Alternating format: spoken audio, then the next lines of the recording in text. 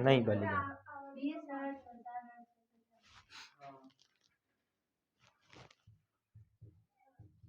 प्रकाश का Doppler, Doppler प्रभाव। ठीक है, देखो यहाँ पर डॉपलर प्रभाव तुम्हारी एनसीईआरटी में दे रखा है इसलिए पढ़ रहे हैं। बाकी डॉपलर प्रभाव आपका केवल ध्वनि में होता है ना, ध्वनि का पढ़ना है, कक्षा 11 के अंदर है ये। कक्षा 11 में जो साउंड है ना चैप्टर ध्वनि, उसके अंदर है डॉपलर प्रभाव। अच्छा ये हट गया था है ना, हाँ हट गया था, इसलिए ये डॉपलर प्रभाव साउंड का था वहाँ पर।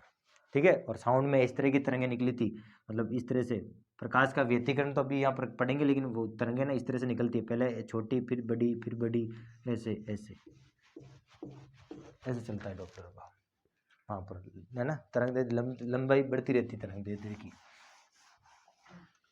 तो लेकिन अब प्रकाश का डॉपलर प्रभाव ये भी इंपॉर्टेंट टॉपिक है एक तरह से। ठीक है, इसका जो व्यंजक है वो इंपॉर्टेंट है।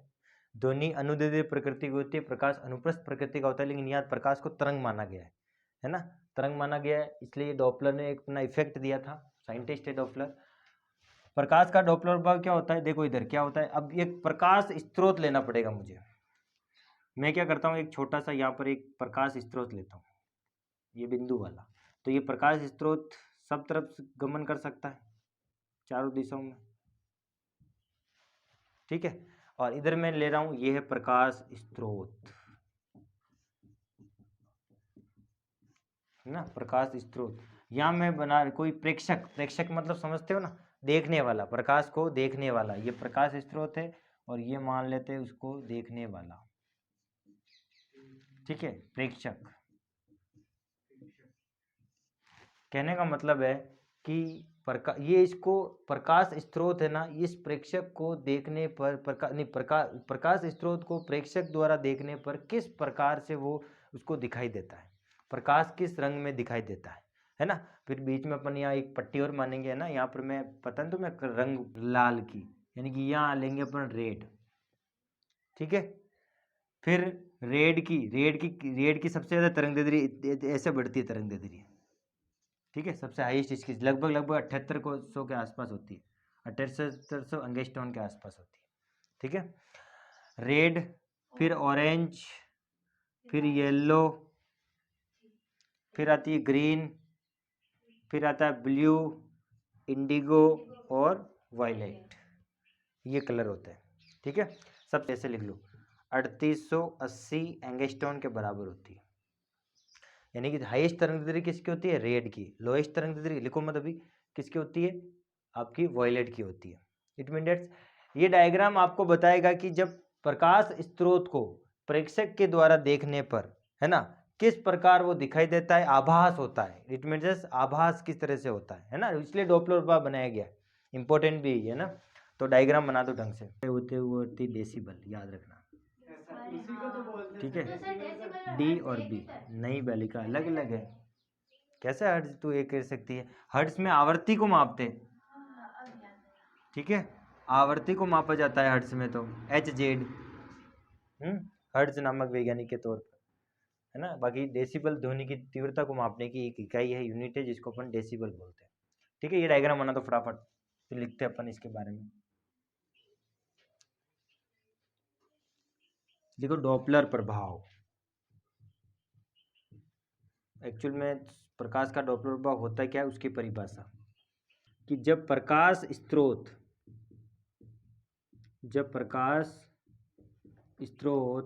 तथा प्रेक्षक के मध्य आपेक्षित गति होती है,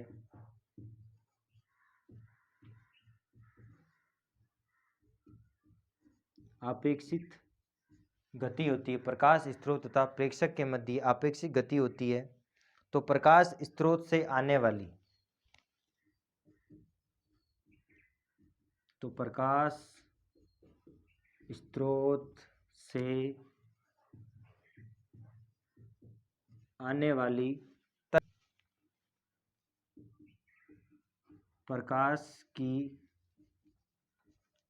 आवृत्ति में आभासी प्रकाश की आवृत्ति में आभासी परिवर्तन होता है।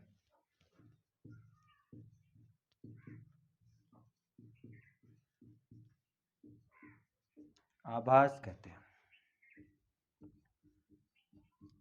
जिसे डॉपलर प्रभाव कहते हैं। ठीक है, ये प्रकाश स्रोत है और ये प्रेक्षक है। इन दोनों के बीच में आपेक्षिक गति होती है। जब प्रकाश चलता है, प्रेक्षक चलता है, इन दोनों के बीच में गति होती है। तो यहाँ पर क्या होता है कि प्रकाश की आवृत्ति में आभासी परिवर्तन होता है। कभी आवृत्ति कम होती है, कभी आवृत्ति ज़्यादा होती है, कभी तरंग-दैर्ध्य कम होती है, कभी तरंग-दैर्ध्य ज़्यादा होती है। तो वो आभासी जो परिवर्तन होता है ना, उसी को अपन कहते हैं कि प्रकाश का ये डॉपलर प्रभाव है। ठीक है ना, ये डॉपलर प्रभाव कहा जाता है। अब इसके अंदर अपन 2-3 चीज़ें लेंगे। ठीक है, कि रेड शिफ्ट क्या होता है, ब्लू शिफ्ट क्या होता है। तो रेड शिफ्ट और ब्लू शिफ्ट को भी समझना बहुत जरूरी है प्रकाश के डॉपलर प्रभाव के अंदर। फिर अपन इसका फॉर्मूला पढ़ेंगे। जब इन दोनों के बीच में आपेक्षिक गति होती है तो गति के तौर पर क्या होता है, आवृत्ति में आभासी परिवर्तन होता है। कभी आवृत्ति कम होती है, कभी आवृत्ति ज़्यादा होती है, जिसे प्रकाश का क्या होता है, डॉपलर प्रभाव कहते हैं। ध्यान रखना, ध्वनि में भी होता है, प्रकाश में भी होता है।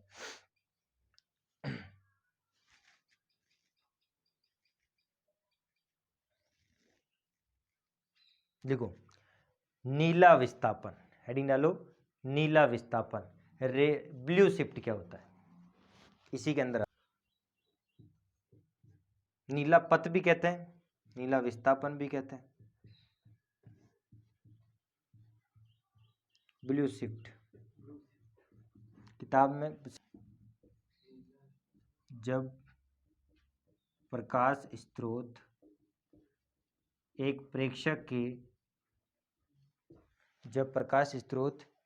प्रेक्षक के मध्य की दूरी में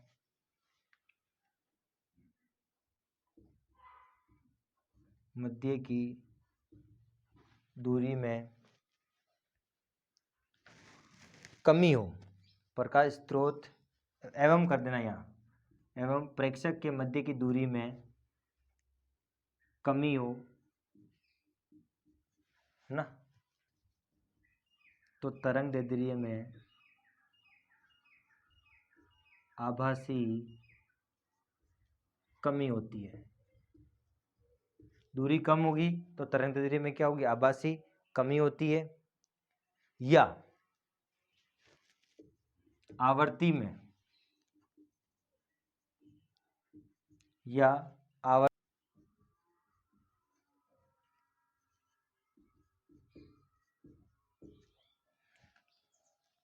आवर्ती में आभासी वृद्धि होती है, जिसे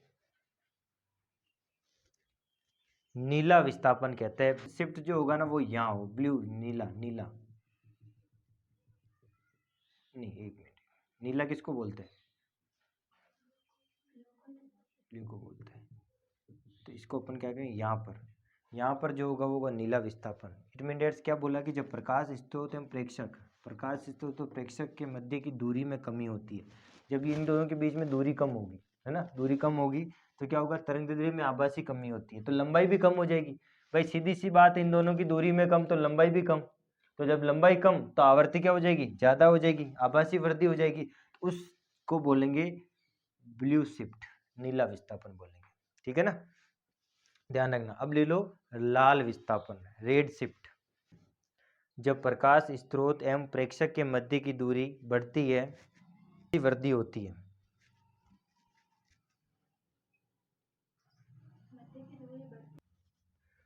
मध्य दूरी की वृद्धि होती है ना, दूरी ज़्यादा होती है तो तरंगदैर्ध्य में आभासी क्या होती है, वृद्धि होती है।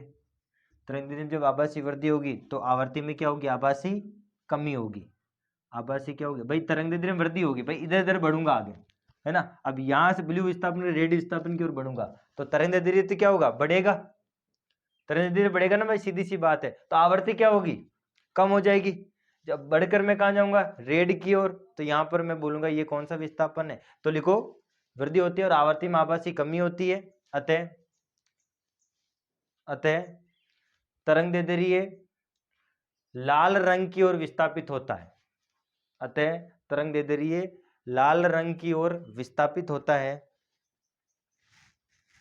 जिसे लाल विस्थापन रेड शिफ्ट कहते हैं। के डॉपलर प्रभाव के लिए सूत्र क्या है? सूत्र व्यंजक क्या है? देखिए इधर लैम्डा, ये एक व्यंजक बनाया गया है जिसको प्रकाश का डॉपलर प्रभाव के अंदर। अब बताएंगे क्या क्या है। ये जो आवृत्ति है ना बेटा, ये आभासी है, जो दिखाई देती है आभास होती है। इंपॉर्टेंट लिखो इसको। अब सब लिखो इसमें। डेल्टा म्यू क्या है, म्यू क्या है, सी क्या है, डेल्टा लैम्डा क्या है, लैम्डा क्या है, और सी क्या है। सी तो हो गया ना, और ये वाली वी क्या है, इन सब के बारे में लिखते हैं। ठीक है, लिखते हैं कि क्या है इसके अंदर। ये जिसके आगे डेल्टा डेल्टा लगा है ना, वो आभासी है। ये आभासी आवृत्ति है और ये आभासी तरंग दैर्ध्य है। तो बताओ, तरंग दैर्ध्य में कमी और आभासी आवृत्ति में क्या होगी? वृद्धि होगी। तो कौन सा प्रभाव विस्थापन होगा भाई? तरंग दैर्ध्य में कमी होगी तो नीला विस्थापन।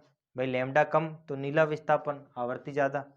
ठीक है ना, इसलिए ऋणात्मक कमी होती है, इसलिए नेगेटिव साइन यहाँ पर आता है। तो ये रिलेशन ध्यान रखना। अब लिखो, यहाँ पर लिखो डेल्टा म्यू क्या है। डेल्टा म्यू लिखो बेटा। डेल्टा म्यू आपको बताती है आवर्ती में आभासी परिवर्तन।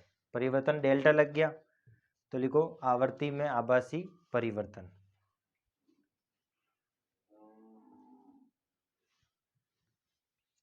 आवर्ती में आभासी परिवर्तन। और सिर्फ म्यू आती है तो लिखो प्रकाश की आवर्ती। प्रकाश की आवर्ती।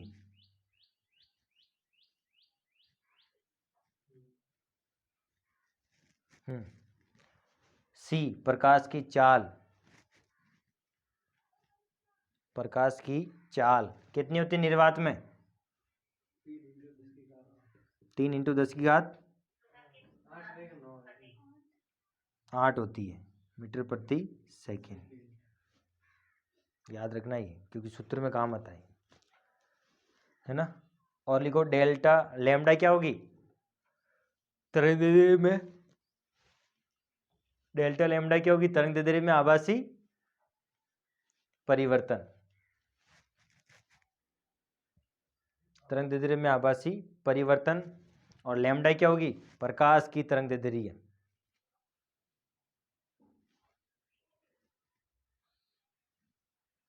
प्रकाश की तरंग दैर्ध्य। और v क्या होगा लिखो, प्रकाश इस 10.1। अब आ जाओ न्यूमेरिकल यानी कि एग्जाम्पल 10.1। देखो समझ लो इसको। क्या देर का है? हमारे सापेक्ष किसी गैलेक्सी की को किसी गति से चलना चाहिए। किस गति से चलना चाहिए? जिससे कि क्या कह रहा है 589.0 nm।